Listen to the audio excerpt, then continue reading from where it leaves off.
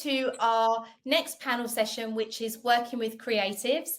I have got three fantastic assistants with me today, and I would love you each to introduce yourself. Jess, if I start with you. Hi, I'm Jess Robbins. I'm the PA to the General Manager of YSL Beauty and Lancome at L'Oreal. Thank you. Serena? Hi, I'm Serena Connolly. I am Executive Assistant to the Editor-in-Chief and Publishing Director of Glamour Magazine at Condé Nast. Thank you. And Will?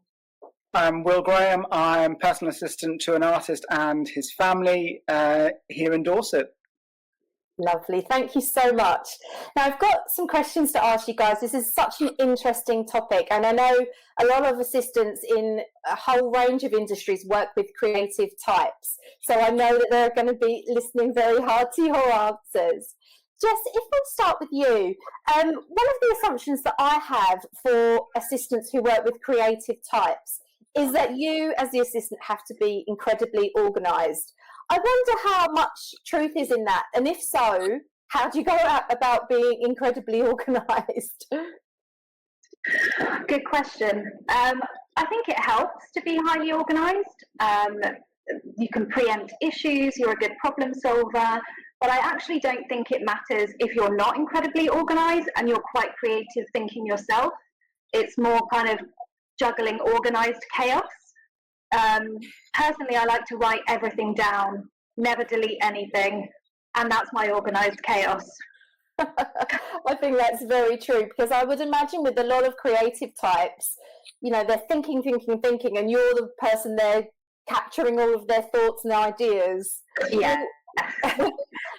Will, would you agree with that? Absolutely. I'd love to write everything down, but don't always get the opportunity to. Some of the people I've worked for didn't like the almost note-taking in their presence because they felt it stifled what they were doing. And so, okay, everyone has their foibles, everyone has their strange way of doing things. So it was mentally keeping a note of everything and then scratching it down on a piece of paper the instant that I could. Some of my notes were illegible to anybody, but that again for me is my organised chaos. Like you say, it's the perfect phrase. The notion of being highly organised and being this efficient machine is kind of, it's not real human. I don't think anyone should really set themselves up to not be just normal human, because we all make mistakes, but don't try and be super perfect. You know, do your best, but don't bash yourself about because you miss something. We all make mistakes, but yeah, organised chaos, I agree with that.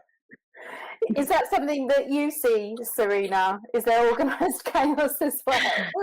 Absolutely. I mean, because in my role I'm juggling two creatives, I really do have to try and be kind of on top of things as much as possible. So I literally write about 10,000 to-do lists, which is very helpful. Email inboxes as well. Like as soon as I get an email for the editor, I'll put that in one specific box, and then for the publishing director a different one. So it's quite a good way of kind of managing it, and if you need to go back and look at things, you can quickly access it. So that for me really helps. Serena, do you think it helps if you, as the assistant, also have a creative mindset and think creatively? Do you find that helps in your role?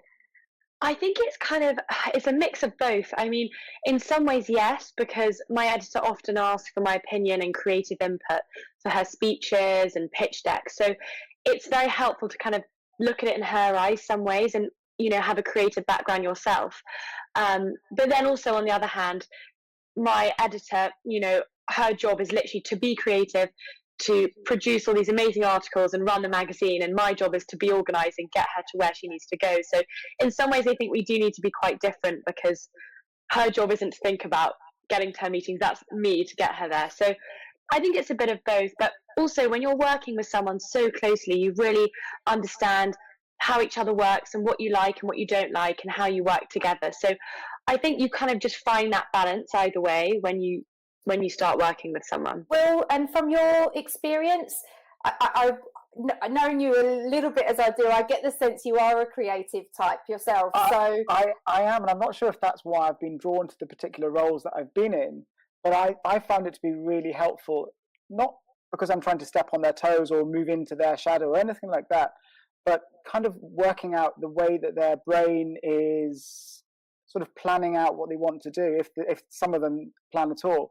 But it's being able to pick up the pieces and understand and sort of mesh in. So, and I guess in a way, what Serena's saying is that you're meshing in maybe at a different level or a different angle, but having that creative understanding for me has really, really helped.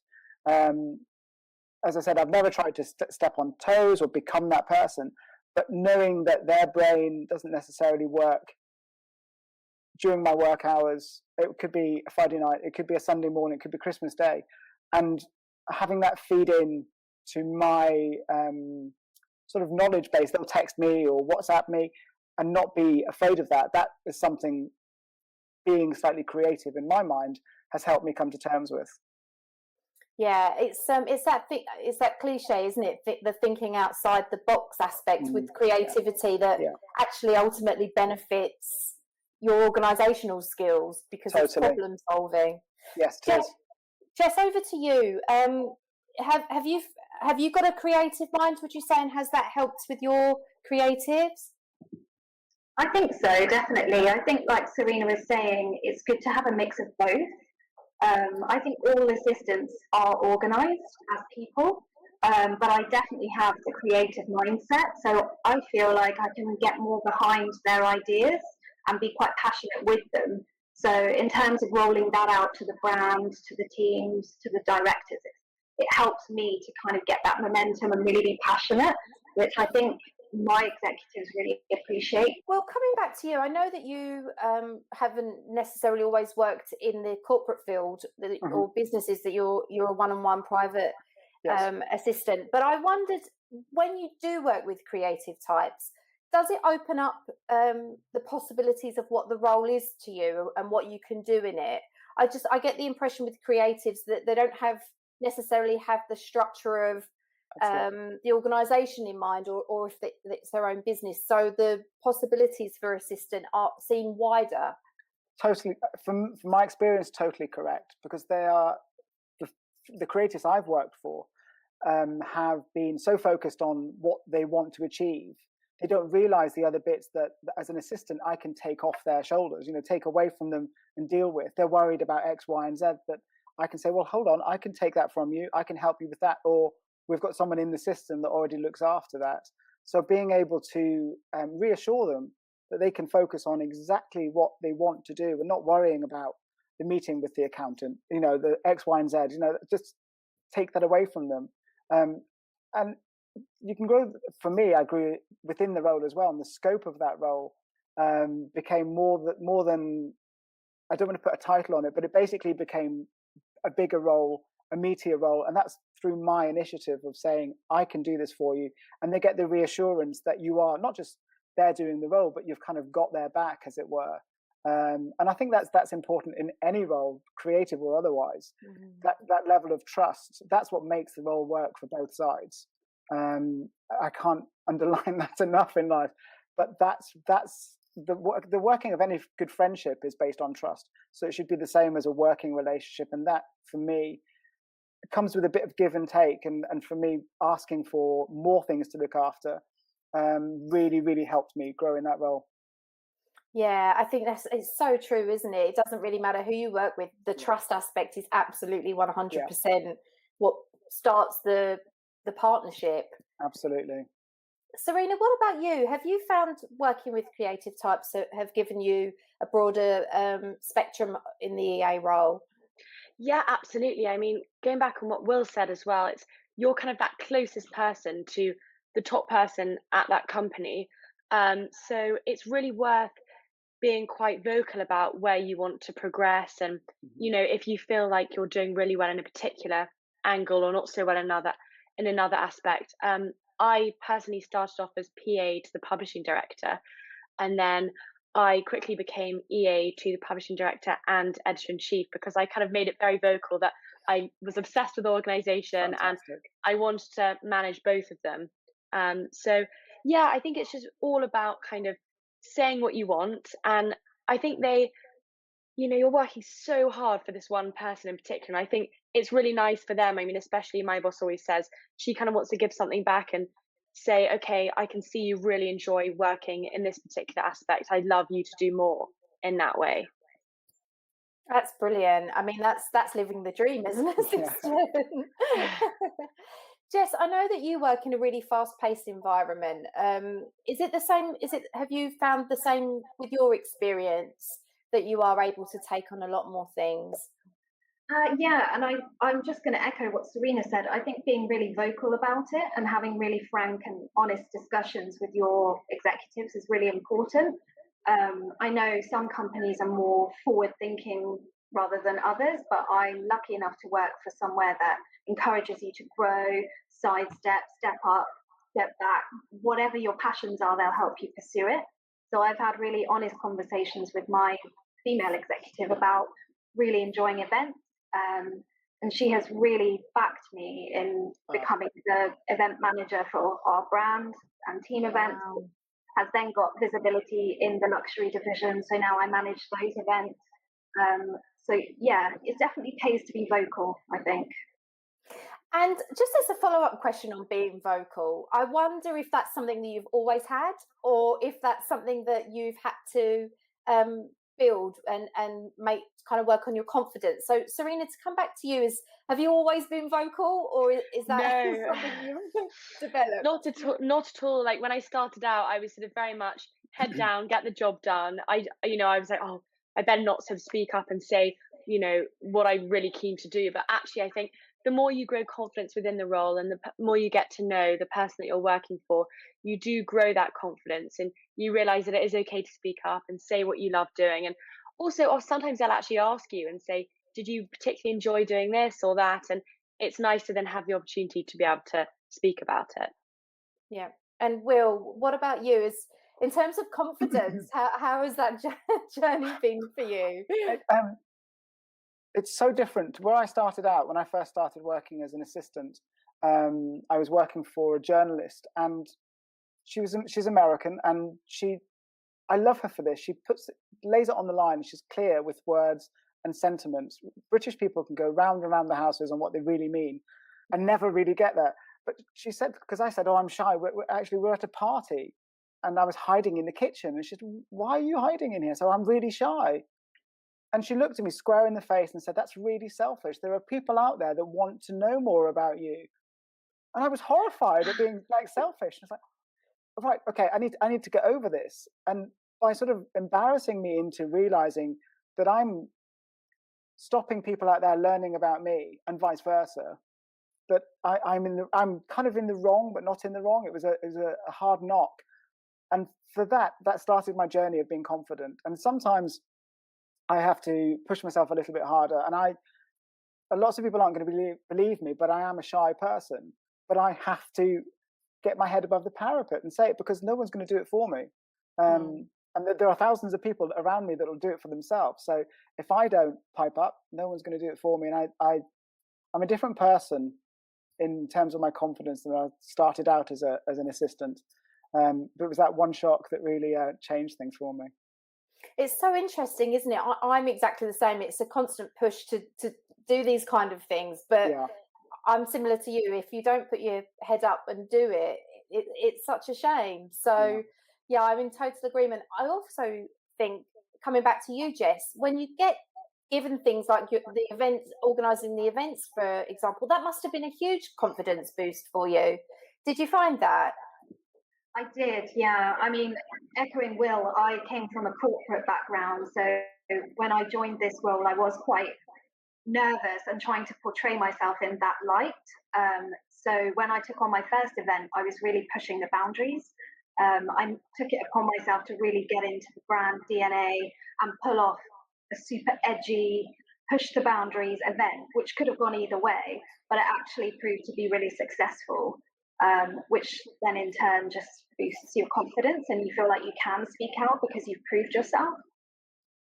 Yeah, it just makes such a difference. And so often I say that to assistants, because I think so many assistants do struggle with their confidence, that the more you practice and put yourself out there, the rewards are huge. And you'll find that your confidence is absolutely boosted when you get praise for the work that you've done. I wanted to move on to the industries that you work in, because I know, either being a private EA or working in the fast-paced world of beauty or fashion or publications, that you guys must be incredibly busy at the moment. So I wanted to touch on, because I know a lot of assistants are struggling with this at the moment, just how you get through your workload, what kind of processes and procedures you've put into place to have some kind of work-life blend. So, Serena, if there is such a thing, Serena, over to you. How are you finding it at the moment? And can you give any advice to assistants who are struggling to keep on top of everything at the moment? Well, I think, especially for me, it's been quite difficult working from home in some ways because, when you're in the office, people can see that you're physically quite busy and you're juggling different tasks. But working from home, I think people sort of assume that you're just doing one thing at one time. So it's quite hard to kind of manage expectations and actually push back a bit and say, you know what, I need to finish this task first, because it is difficult when people can't actually see. But I try and set realistic goals for each day. So I'll say, it's always one of those things where you'll do a to-do list and think, I'm going to get this done, but it never always happens. So I try and be super realistic and think, okay, what can I actually get done today? And then I'll make a list of those things and then have a sort of sub list below of things that, if I have time, would be amazing if I can also get done. And I think it makes you feel much less stressed as well. So that's something that I kind of try and do to help me. But also, once you've been working for you're creative for a while, you really learn the pattern of the job and which tasks you tend to complete day to day. So sometimes, to get ahead, I try and actually factor these in. So even if I haven't been asked to do something, I'll just do it because I know I'm going to be asked. And then that's sort of, again, ticking something off. So it's all about sort of anticipating as well what your creative's going to need that day. Yeah. I think there's probably a lot to be said for working, when you are working with creatives, working with them for a long time, because, as you said, it's absolutely that anticipation. And I think if they're definitely particularly creative, lots and lots of ideas, then over a period of time you get used to that and you can anticipate it. Well, would you agree with that? Absolutely. It's like seasons. They follow a pattern, and we as humans do as well. And while their creativity isn't necessarily repeated, their way of doing things is. They've got their own mode of doing it that's all going on inside, and you'll pick up on the nuances on the outside, or the patterns.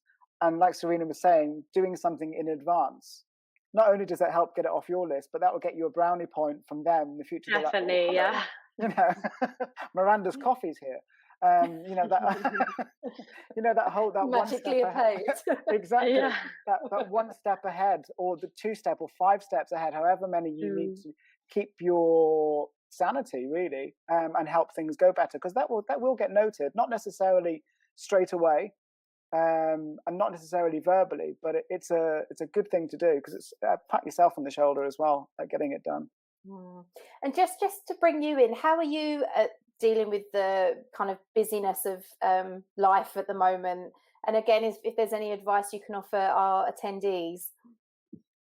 Well, I'm quite lucky because L'Oreal kind of are very forward thinking in their flexible working. So we are allowed to have an hour and a half lunch break in the middle of the day and finish at 3 on a Friday, which is classified as me time. We're also very much empowered to run our schedule exactly how we want it, which both of my executives have been amazing at supporting me with. So I will tend to work longer, but I'll work smarter. So I will try and log on early and do like a 90-minute burst of work or meetings, and then break. So I have lots of recharge breaks during the day, which have been amazing at boosting my energy levels, my motivation, my willingness to crack on with the day. So actually it's quite innovative, but it really, really works. And is that something that you structured and put into place, or was that an initiative within the organisation? I was wondering if everybody else is working at that way. We're encouraged to just empower ourselves however we want to run our day, but it is definitely a L'Oreal initiative. But my executives are amazing, very supportive. Everybody has childcare struggles or different ways of working, different energy levels at different times of day. And I think at the moment it's just so important to recharge yourself mentally and physically to be able to do a good job. My role has doubled this year, so I don't think if I was working in the office, my energy levels would be as high as they are doing it. It's really interesting, isn't it? I think there's as Serena was saying, there's a group of people who really looking forward to being back in the office, and then there's a group of people that have really enjoyed working remotely. And I just wonder if it's going to be a case that you get to pick, which will just be fantastic, particularly for assistants who are all of us are juggling life and work, aren't we? So having that flexibility would be fantastic going forward, I think. I wanted to talk to you guys about what your path was into the industries that you're working and working with creatives. So, well, if we come to you first, I know you've predominantly been a private EA. So, can you give us a little bit more information on where that started, and some advice for anybody else who would like to move into being a private EA? Sure. Mine was more luck than judgment. I'd been running a small interior design company straight out of university, and that had been bought out by another company, and I was sort of thinking, what do I do? And speaking to a friend of mine who was a personal assistant, he said, well, you've got all these skills that you're already using and all these hats, different hats that you wear. You do realize you're being basically an assistant. You've got all these skills that you'd be able to use as an assistant, and I hadn't thought of it. And I applied for this job through him, actually. And it was to take over his role as working for the astrologer Shelley von Strunkel. So it was really more luck than judgment. But it gave me so much. It gave me structure for all of those different, as I say, those aspects of skills that I'd learned. And I honestly think there's no reason why from any background you shouldn't put yourself forward and just present the best part of your skills that suits that role. Like we all sort of tailor our cover letter or our CV slightly for the job. Focus more on the bits that you've already got a good standing in, and present that to the recruiter or the company, whoever you're going through. Just literally shout your praises. Again, because if you don't, no one else will. So just focus it in that way. And I haven't got a nugget of gold to say this is the way forward and this is the way to do it, because mine, I'm afraid, was more luck than judgment. But once you're in that system, from my experience and lots of people that I know, once you are a one-to-one PA, you tend to go through the cogs of being in a one-to-one PA, because word of mouth, and people kind of shy away from you going into the corporate background. They think you don't have those skills, which invariably isn't correct. But there's a sort of preconceived notion that a corporate PA is like this and a private PA is like this. We are effectively using the same skills in different ways, but just keep pushing and find the right company that works and thinks like you do as well. Yeah, it's perseverance a lot of the times, isn't it? Because Absolutely. There are a lot of people that either want to work as a private EA, PA, or want to work in the industries that Serena and Jess working in. It's perseverance, I would imagine. Yeah. Serena, what about you? How did you get into working in publications, and any advice for any assistants who would like to follow your path? So I kind of started out more down the writing route, journalism route. I did some internships at GQ and Vogue, and I was like, oh, I absolutely want to work here. And then actually ended up getting a job in PR at Carla Otto. So that was kind of very different, but amazing, because it really made me so organized, because I was sort of juggling different accounts. It was obviously very fast paced. And then I thought, okay, I want to come back to the publication side, but what is a role where I can really use my organization skills? So I saw the job for PA to publishing director that came up. So I interviewed for that. And as Will said, I really just kind of, obviously PR and PA is quite different, but I really just reiterated that I've had to be extremely calm under pressure, juggle so many things. And I think that's what really helped me get the role.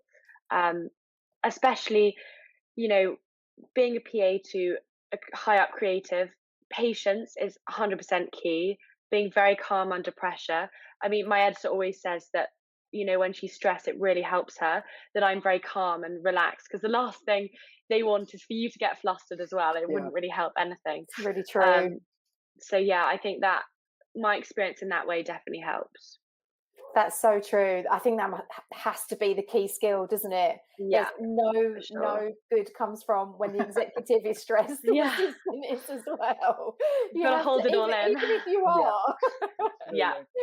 And Jess, what about you? Could you let us know a little bit more about how you got into the beauty industry, and any advice for assistants who'd like to work in a similar field? So I left my role in the corporate world after 11 years, and I cannot echo what Will said enough. It's knowing exactly what you're good at and what your strengths are, and then being really ballsy and chasing it. So mine was, again, luck. I just went after every kind of HR contact at L'Oreal. I picked my top 10 brands or organizations I would love to work for, but thought I would never get a job at. And I just connected with everybody. And then eventually I was contacted by a headhunter. So that's literally how I got the job. That's amazing. Honestly, I think it's character. And like Will was saying earlier, it's being really human. I can sit here in an interview and admit my weaknesses, Excel, technical stuff, whatever. My hands on, it's true. But I'm really creative, I'm a grafter, I'm great at bringing people together. And it's about really understanding yourself and just being quite brave and really going for what you really want. Absolutely. I've got a few more questions. And this one, I definitely had this myself. And I would imagine it is absolutely the case with you guys that this happens a lot. But I often found that people were really lovely to me and really nice to me because they wanted time with my executive, and I was kind of, in the way. But it, you can spot those people a mile off when you're an experienced assistant. But I wonder if, on the scale, how often that happens to you, and what you do to kind of, first of all, mitigate the kind of horrible feeling that you get, and second of all, again, any advice to assistants who are struggling with that. Will, have you experienced that? A lot, an awful lot.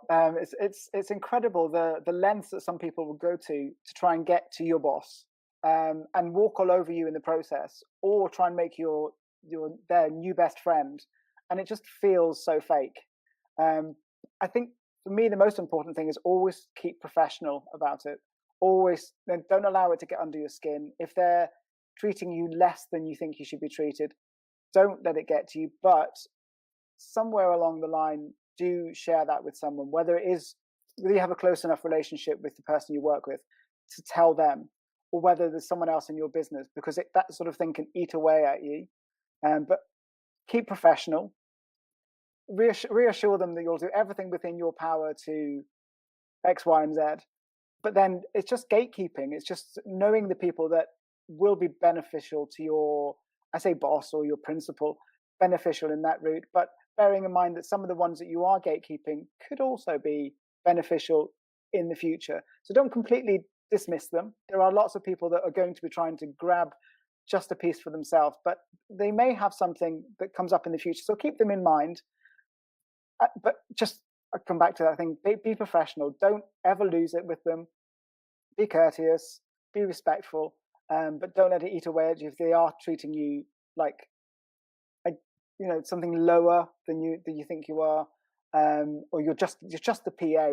I think we've all heard that. I've heard that many times. Just nod politely. Yep, fine. But you're the gatekeeper, so bear that in mind. But just keep it polite, because you are a representative of the company you work for, your creative or your principal. So always keep that in mind as well. I again come back to that. Keep it professional. Keep it succinct, and do your best. Yeah, don't take it personally. Don't take it personally. Yeah. Jess, have you experienced it? I would also imagine that both Jess and Serena are constantly asked for samples, freebies. Yeah. Jess, have you experienced that? Constantly. You can see it coming a mile off. We've all been there. And, like we say, just be professional. Diplomacy is my middle name, literally. I'm the warmest person, so I don't mind. I've seen a million tricks.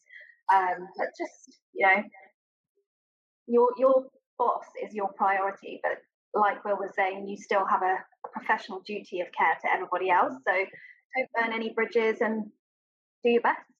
It's amazing how resilient assistants are, because this does happen a lot. Serena, I would imagine you've been through this too. Yeah, I mean, people are always trying to get a meeting with my bosses. They're like, it's so important, it has to be today. But I've actually, at the beginning, I was like, oh, I assume that, they have to meet them today. But I've really learned to be stern and push back now and say, she's actually not free. She's too busy. But also, I think, don't be afraid to check with your boss and say, look, is this something that's really important? Do you need to see this person? One of my bosses actually says that she really appreciates me saying no to people, because otherwise she'd literally be in back-to-back meetings all day. So you have to really work out what things are actually important, and trust your instincts and speak to your boss if you need to. Yeah, I completely agree. And I want to talk a little bit about the skills that assistants who work for creatives most rely on. Serena, you've already said a few, which I think are really pertinent, about being calm under pressure and being quite strong-willed and pushing back when you have to. But Jess, to come to you, what skills have you relied on, would you say, the most when working in such a creative industry? Sense of humour. No word. Especially this year. Literally, I never say no to my bosses unless it's something crazy. But I just think being a doer and having a can-do attitude and being really positive, using your skills to connect with people, in my role in particular, is so important. Like brand engagement and across the business, building your networks can just help you so much in a role like this, where you need favors like this. And just having bravery, really understanding your skills and your strengths and being brave to put them forward, taking on additional projects, and just being generally open-minded has helped. They're all amazing skills. I think for assistants in any industry that they are important, but I would imagine in a fast-paced creative world they would just come into their own for sure. Will, what about you, the skills that you rely on most? I agree wholeheartedly with everything that's been said, but when Jess was saying about being a people person, I think that's really important, because people need to see that you're a human, they're a human. So if everyone's having a bit of a tough time, it's sort of that unspoken word, but you're the person keeping it grounded. But using that sort of people, I hate the phrase people person, but if you are, using that skill to network, to have other assistants or other people in a similar field that you can talk about the strains that you're having, the problems that you're having, and, as you say, call on favors at the drop of a hat. Having that network is really important. Of just to offload. You don't have to tell the details of what's happening, but the stresses that you're going through, and you'll hear it echoed in other people, and you'll start to realize, okay, this is a normal process. But being able to go back to that networking group with confidence, and that they are effectively work friends.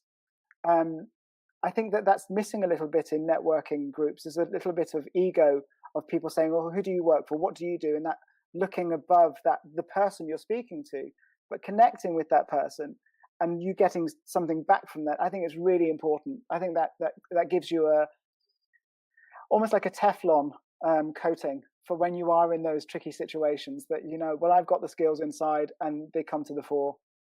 Yeah, I think as well at the moment it's more important than ever, isn't it? We're so, for assistants, particularly working at the levels that you guys have worked at, it can be such an isolating experience, can't it? Because you have to keep so much confidential, and you have to keep so much to yourself, that sometimes when you are able to network with people who completely understand what you do and how that affects you, I think, and I was going to say, now more than ever, when so many of us are at home, there's that added level. So it is great when we are able to network with other assistants. I think it's so vital, and we all understand the confidentiality aspect, don't we? So it's it's definitely more just kind of nodding and agreeing.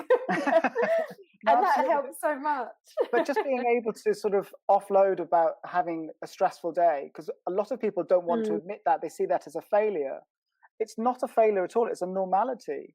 So just to go, oh, what a day, that in itself, that release, So whether you don't necessarily need to do that with your home life, but having someone that really understands, yeah, I'm going through the same sort of thing. Suddenly, a problem shared, a problem halved, another bumper sticker.